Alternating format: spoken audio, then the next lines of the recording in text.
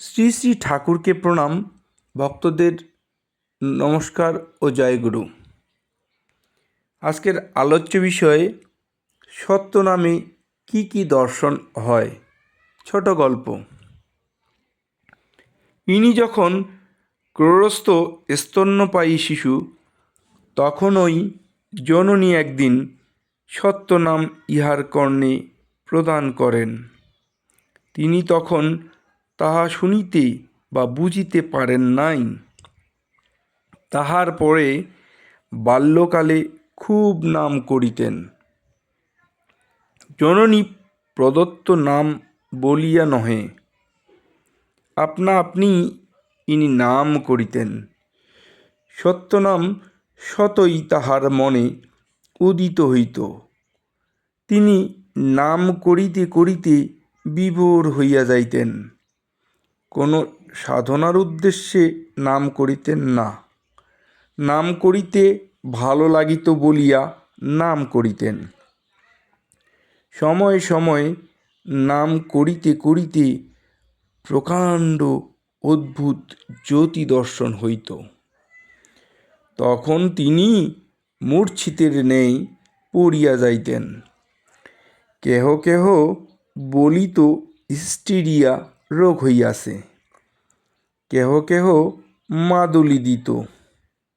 একদিন বিদ্যালয়ে গমনকালে পথিমধ্যে খুব নাম করিতে করিতে যাইতেছিলেন।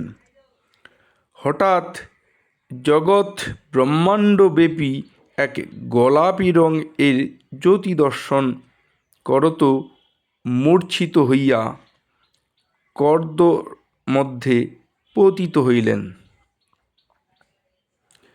জনৈকা দুগ্ধ বিক্রেতা রমণী তাহাকে তদবস্থায় দর্শন করত বাড়িতে লইয়া আসিল।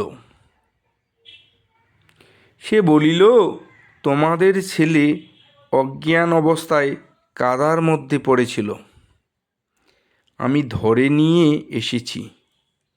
এ ছেলের ব্যারাম আছে, ইয়াকে আর স্কুলে যেতে দিও না।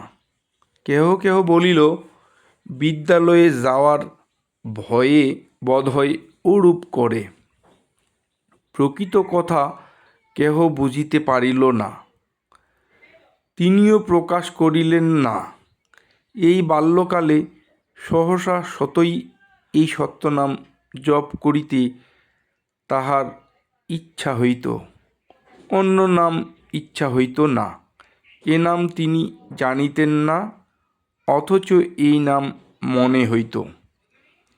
তো ভক্ত স্বজন, দাদা এবং মায়েরা, শ্রী শ্রী ঠাকুর অন্য গ্রন্থে বলেছেন যে নাম করিলে দর্শন হয়, জ্যোতি দর্শন হয়। তা আসেন প্রত্যেককে নাম করি, নাম করলে জ্যোতি দর্শন হবে।